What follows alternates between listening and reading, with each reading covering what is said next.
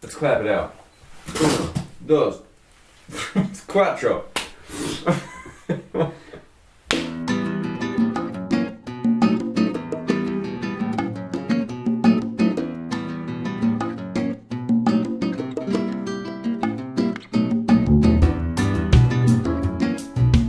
Let's drink some wine. Hi everyone, I'm Bryan Hinschberger. And I'm Paul Hinschberger. We're the Wine Brothers. Talking about Northern Italian deliciousness today. We have the absolute pleasure of representing this beautiful tiny little estate. It's called Salvetta.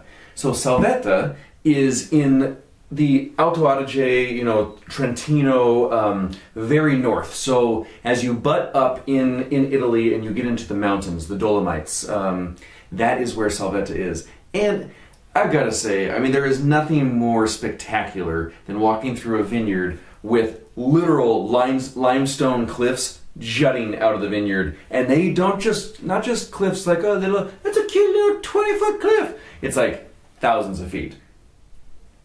1,000 feet, 1,200 feet. In fact, this area of the world is where a lot of the cool, squirrel suits, the wingsuit people, they'll jump off these cliffs and a gorgeous part of the world. It really is. So up outside of the actual town of Trento is where these guys are at. It's in the Sarca Valley. The Sarca River runs right below this. And this estate, it's third generation. Dario Salvetta took over back in 1930. Passed it on to his son Giancarlo, who passed it on to his son Francesco, and Francesco is at the estate making these wines. So what's neat about this though is there's truly one grape that they're working with. 1.5 hectare between three tiny little plots, and that's everything. Wow. Yeah, it's pretty cool. So hectare is 2.47 acres. So if that kind of approximately. Yeah, approximately. Us here in American speaking acres. But over there, it's all hectare, 1.5 hectare. And this Nosiola grape, takes its name from the word Nosiola, or hazelnut, because the quality. Well, we'll see as we taste. This wine is the Nosiola Bio, and they're certified organic. We're certified organic back in 2009, and I love it. This is. They rest for a few extra years in bottle. This isn't like, let's drink fresh vintage every time, because that age, that development really starts to bring out some of that character and maybe that hazelnut quality. Not sure if you're getting hazelnuts or not, but the name comes from similar things. This wine spent 7 days in stainless steel and amphora. With 7 days on the skins. So it's about 7 days skin ferment.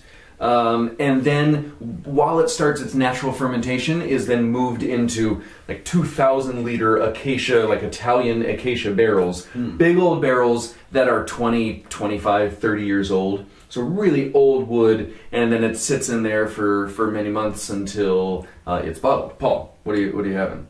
It has a really cool honeyed, nutty characteristic. I wouldn't have said necessarily hazelnut. Sure. I can see that, but it's totally dry on the palate. It's the nose is really interesting and cool.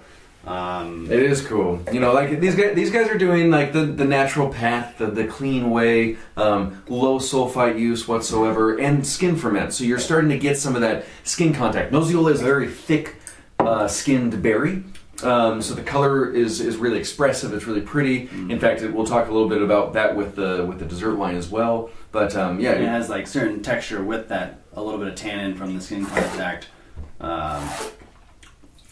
This is a cool white. You don't really get to taste too many whites like this, because this is cutting edge, experimental, cool stuff. Totally. And Nosiola actually kind of has a. I wouldn't say it's the popular thing happening right now by any means, but there's a Elisabetta Foradori is up in this zone, and she makes incredible red wines and white wines, and her white grape is Nosiola. In fact, they're really good friends. Sometimes she'll have to borrow some grapes every now and then, which is really cool, because she's an iconic, incredible badass of the wine world, Yeah. And Francesco and his operation, I mean, it's very small, very tiny, really small production.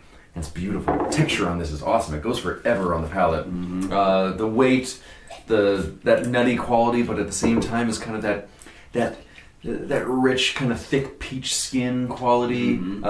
Apricot, almost dried apricot that's been reconstituted. Plus the like apricot pit. It's like kind of has like a that pit taste. A pit. Yeah, I love a good apricot pit. Munching on it. So now in this zone, one of the oldest traditions within Italian wine history is something called Vino Santo or Vin Santo. Up in Trentino, Vino Santo is the way you pronounce it. In Tuscany, you'll find Vin Santos. They're made slightly differently, but both date back centuries. So this is like truly dating back. The history is amazing. It goes back to the 1500s. And Vino Santo is 100% Nosiola, and they're making it in the traditional way. As you notice from the really cool label, they've won many awards back in 1868, and this property has been doing this wine for a very long time, and they keep the heritage going all the time. Wow. Okay, now do you smell some hazelnut? Maybe this. When you think about the tradition of what Nosiola was doing, it's not necessarily this first wine. It goes back 500 years, 600 years. I don't know what you were in. That takes you all the way back to only Vino Santo. So it's this thick skin. There's these mats called arele, and the arele are where you would dry the grapes. So you let the grapes hang out for a long time. And they even start to form some botrytis inside. And this botrytis then accentuates, because on these mats, they let these grapes dry out for 5 to 6 months, depending on when the harvest is, because when they press is Easter week. Vin Santo, it's the holy wine. That makes sense. So during those 5 or 6 months, insane. Isn't that crazy? A really long time to be drying grapes, and that botrytis is just kind of continue to form on the berries. Because they literally have, it's like open to the element. Winter winds, everything. It's going, if this is in the Dolomites, this is like where you go skiing and see ski people, Those ski people. You gotta watch for those ski people. So it sits there, and within that 5 to 6 months, this loses 80% of its volume. So we were crunching some math about this, and this literally probably 4 tons of grapes created, what did I say? 200. Or 1,200 bottles. 1,800 bottles. Yeah. 4.5 tons of grapes produce 1,800 half bottles. So 900 regular bottles. The concentration that happens over that time, Paul, talk about that a little bit. Like, what is the process of that drying? Well, you're just losing liquid, juice the entire time. So you're concentrating all the flavors, and when you actually press it off, it's just dripping out like honey, basically, and you're getting all that super concentrated water that's left, which is not much, and just pure sugar. And sugar. Yeah. And then you press. You go into a fermentation that takes 3 to 4 years to complete in French barrels, very old French barrels.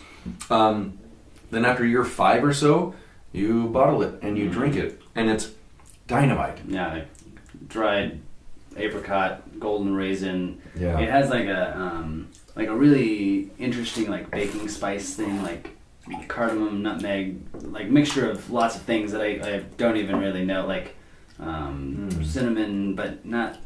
Have you ever been to like a farmer's market where you taste a lot of different honeys?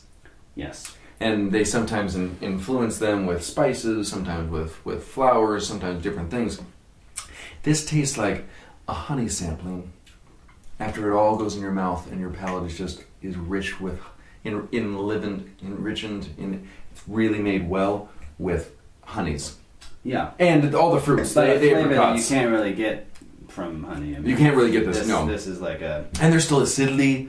It's really cool wine. Yeah. So, seek this kind of wine out. If you find Salvetta, obviously get it. It's fantastic. This estate, it's beautiful. They're doing everything right. But Nosiola is this really dynamic grape that produces a gorgeous little skin ferment and also this incredible Vino Santo.